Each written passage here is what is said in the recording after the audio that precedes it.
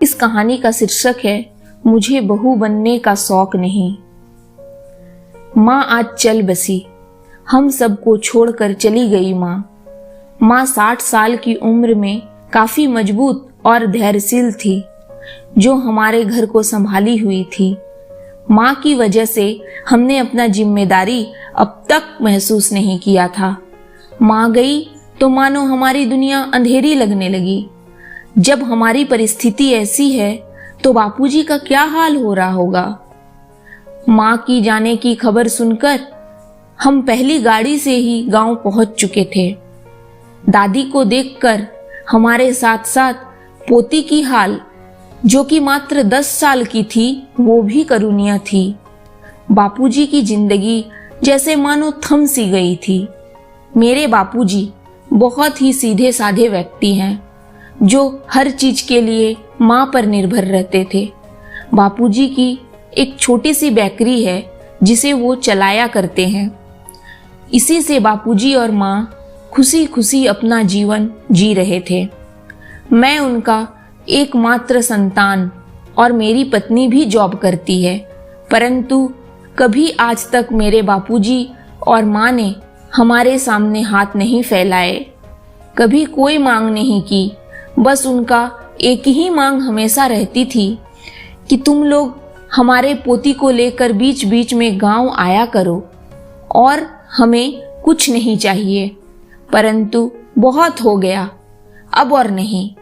बस मेरी पत्नी ने कह दिया बापूजी से। बापूजी, माँ थी तो बात अलग थी, पर अब आप अकेले और नहीं रहेंगे, आप हम लोगों के साथ शहर चलेंगे, हमें कुछ नहीं पता। बापूजी असमंजस में पड़ गए थे। वे उनके साथ शहर नहीं जाना चाहते थे।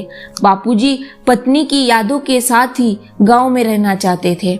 फिर उनकी दोस्तों की बातें भी दिमाग में चल रही थी कि तुम शहर अपने बेटे और बहू के पास कभी मत जाना। आजकल के बेटे और बहू अपने माँ बाप का ख्याल बिल्कुल नहीं रखते। बात बात में ताना मारना जैसे उनका स्वभाव हो गया है, और समय पर खाना भी नहीं देते। उससे तो गांव में अकेले रहना ही अच्छा है। आजकल बापूजी के घुटनों में काफी दर्द रहता है, जिससे वे बेकरी चलाने में भी असमर्थ थे। ये सब सोच ही रहे थे कि कमरे में बहू आ जाती है और बोलती है, बापूजी जल्दी बताइए आपका क्या क्या सामान पैक करना है, 12वीं की खत्म होने पर ही हमें निकलना होगा। बापूजी कुछ नहीं कर पाए और 12वीं की काम क्रिया समाप्त होने पर उन लोगों के साथ शहर चले गए। बापूजी को वहां का माहौल कुछ अलग लगने लगा। स्वाभाविक था, गांव से शहर में आकर रहना, उपरांत अपने पत्नी के चले जाने का गम, ये सब थोड़ा मुश्किल ही था। परंतु जैसे जैसे दिन बीतता गया, बापूजी की सोच गलत साबित हो रही थी। बेटा और बहू उनकी देखभाल में कोई कमी नहीं रख रहे थे।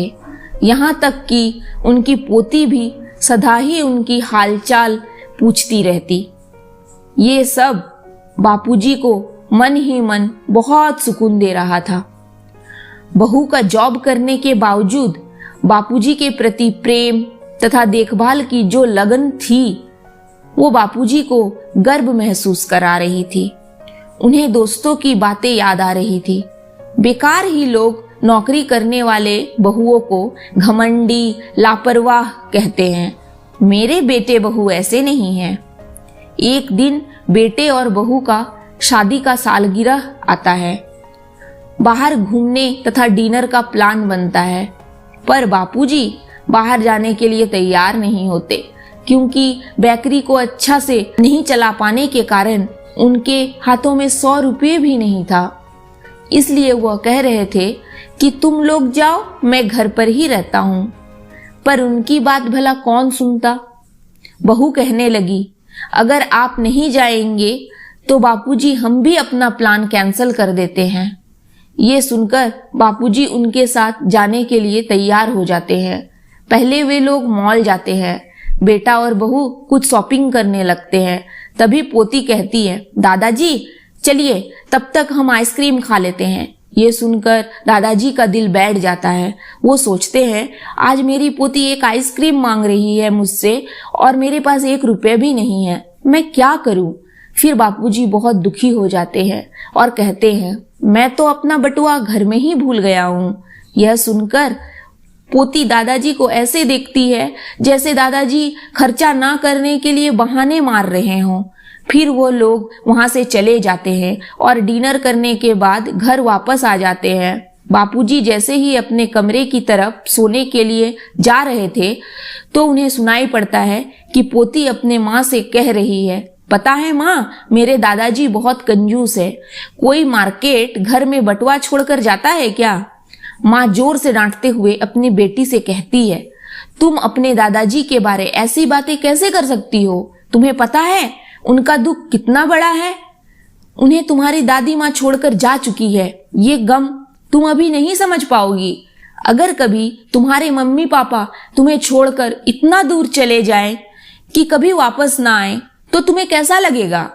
यह सुनकर बेटी रोते हुए कहने लगी, माँ मैं आप लोगों को छोड़कर नहीं रह पाऊंगी।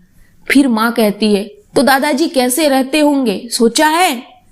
कभी तुम्हें उन्हें जरूरत से ज्यादा प्यार करनी चाहिए तथा उनका ख्याल रखना चाहिए। वो तुमसे बहुत प्यार करते हैं। तुम्हारे स्कूल में थोड़ी सी देर होने पर हमसे भी ज्यादा परेशान हो जाते हैं। आइंदा इस तरह की बातें मैं बर्दाश्त नहीं करूंगी। ये सभी बातें बापूजी सुन लेते हैं और सुबह बहू ऑफिस जाते वक्त बापूजी को कुछ पैसे दे देती है तो बापूजी कहते हैं, इसकी क्या जरूरत है बहू, मुझे इसकी कोई जरूरत नहीं, तुम लोग तो मेरी हर इच्छाएं पूरी कर देते हो। तभी बहू कहती है, आप ये पैसे दक्षिणा या अपने पोती की जिद को पूरा करने में लगा दीजिएगा। बहू जबरदस्ती उनके हाथों में पैसा देकर ऑफिस चली जाती है। बापूजी के आंखों में खुशी के आंसू बहने लगते हैं। वो मन ही मन सोचते हैं कि मेरी जो तकलीफ मेरे बेटे को समझ ना आया उसे मेरे बहू ने समझ लिया। ये मेरी बेटी है, बहू नहीं। भगवान ऐसी बहू सबको दे।